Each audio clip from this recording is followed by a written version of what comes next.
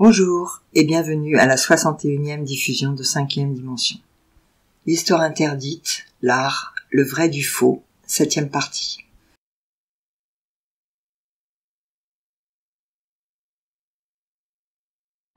Les plus grands musées du monde comptent des centaines de milliers d'objets exposés. Les historiens et les archéologues attribuent une part importante de ces objets soit au début de notre ère, soit à l'époque d'avant Jésus-Christ. La majorité des visiteurs des musées écoutent avec confiance les guides, ne faisant pas attention que souvent leurs discours contredisent non seulement les faits historiques, mais même la logique élémentaire.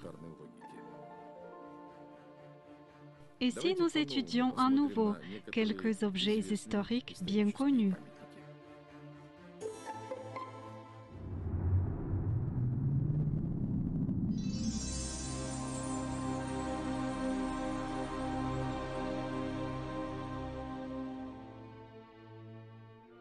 Des centaines de sculptures des grands personnages du passé sont parvenues jusqu'à nos jours.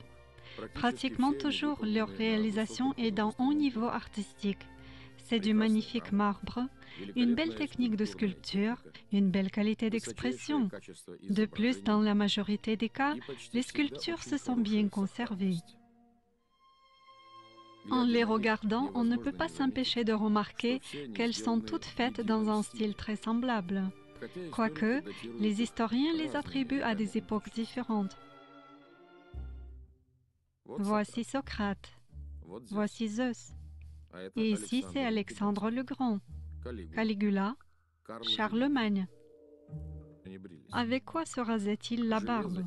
Le fer et l'acier sont apparus seulement au Moyen Âge. Utiliser à cet effet des outils en bronze s'avère difficile, pour ne pas dire impossible. Mais les historiens n'en sont nullement confus. Ils continuent à affirmer que Néron et César ont vécu avant notre ère. Il serait curieux de savoir comment les historiens ont pu identifier les sculptures et les bustes et connaître l'époque de leur fabrication, car généralement les bustes ne comportent ni les noms ni les dates. Malheureusement, trop souvent, on doit constater que la majorité des datations ne sont absolument pas fondées. Souvent, les historiens simplement devinent qui est représenté par telle ou telle sculpture. Un autre fait curieux attire notre attention. Toutes les sculptures dites antiques sont réalisées avec une profonde connaissance de l'anatomie du corps humain. L'utilisation des cadavres pour les études de l'anatomie du corps humain est devenue possible seulement à partir du XVIe siècle. Ce sont les anatomistes de l'époque de la Renaissance qui ont obtenu ce droit. Ils ont même été autorisés à faire des autopsies en public. Pour cela, on a construit les premiers théâtres anatomiques. On croit qu'à la source de ce mouvement, il y avait Léonard de Vinci. Dans un premier temps, il s'est intéressé à l'anatomie en tant que peintre, mais par la suite, il s'est passionné pour l'anatomie en tant que scientifique et a été un des premiers à pratiquer des autopsies afin d'étudier le corps humain. On croit que c'est le travail de Léonard qui a eu beaucoup d'influence sur André Vézal. Ainsi, c'est seulement au XVIe siècle que les peintres et les sculpteurs ont eu la possibilité d'étudier l'anatomie des muscles, et seulement après avoir compris la disposition des muscles sous la peau, ils ont commencé à représenter le corps humain de façon vraiment réaliste. Il n'est pas alors étonnant que sur les images du XIe, XVe siècle, on représentait les hommes sans dessiner la musculature, soit assez schématiquement. Et maintenant, regardons les sculptures dites antiques. Voici la statue du Discobole, qui aurait été créée au Ve siècle avant notre ère. Avec quels zèle et art, l'antique sculpteur a transmis les moindres détails du corps humain. Il est évident qu'il connaissait déjà parfaitement bien la disposition des muscles. Un autre exemple, le célèbre sarcophage de marbre du Sidon, le dit sarcophage d'Alexandre le Grand. Les historiens affirment que cette œuvre a été réalisée à la fin du IVe siècle avant notre ère. Les côtés longitudinaux du sarcophage sont décorés de reliefs représentant la bataille des troupes d'Alexandre le Grand avec les Perses. Cette grande composition est faite de personnages en plein mouvement et transmet d'une façon très convaincante le point culminant de la bataille. Les figures sur le sarcophage se sont très bien conservées. Sont perdus quelques détails réalisés en métal et des parties des armes des guerriers.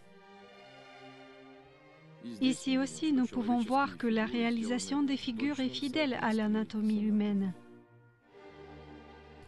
En regardant ces sculptures, involontairement surgit une question.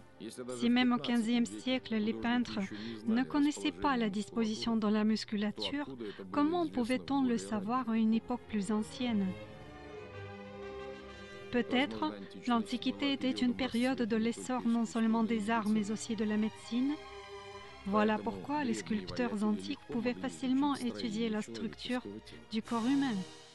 Dans ce cas, pourquoi ces savoirs ont été perdus plus tard?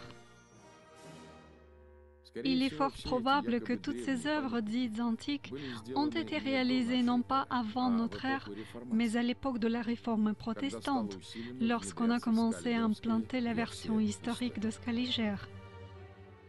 Les sculptures ont été fabriquées dans quelques ateliers européens peu nombreux. À cette époque, on a commencé à éditer de nouveaux manuels d'histoire qu'il fallait doter d'aides visuelles concernant la belle Antiquité. Ça paraît compliqué seulement aux premiers abords, car les sculptures antiques réellement remarquables ne sont pas nombreuses. Il était tout à fait réalisable de les fabriquer toutes en quelques dizaines d'années. À l'époque de la Renaissance, il y avait des sculpteurs qui se spécialisaient dans ce genre de faux. L'un d'eux a même mérité le nom Antico, ou l'antique. Mais on considère comme le roi des fausses antiquités le célèbre Alceo de Sennaar. C'était un falsificateur de génie qui fabriquait des sculptures dites athéniennes, stylisées à l'antique, celles stylisées gothiques, aussi des sarcophages en marbre et même des statuettes anciennes de 3000 ans. Pendant plusieurs années, son atelier a approvisionné le marché en fausses antiquités. Dans des collections privées et dans des musées d'Europe et d'Amérique, on pouvait rencontrer des sculptures réalisées dans l'atelier du de Sennaar. On les attribuait à Donatello, à Verrocchio, à Mino da Fiesole, à Rossellino et à d'autres coryphées de l'époque de la Renaissance. En 1927, de Sennaar s'est dévoilé publiquement. Est-ce la peine de dire qu'on ne l'a pas cru?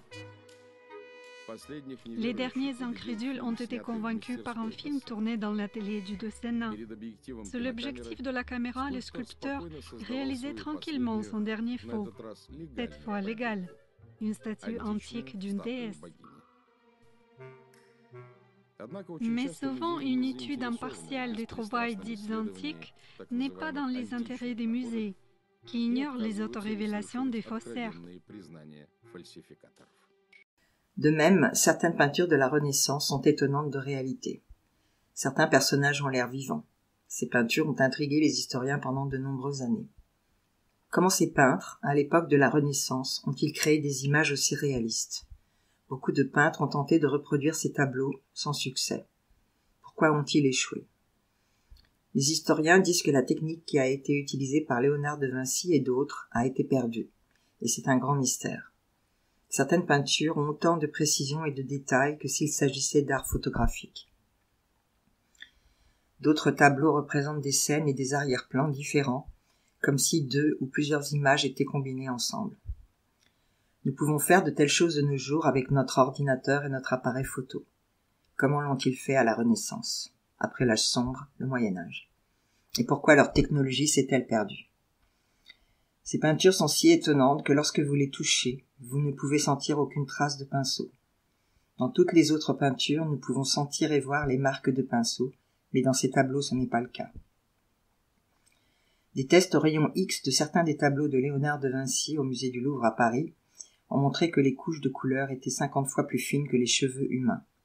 Aujourd'hui, personne n'est capable de reproduire des tableaux d'une telle perfection.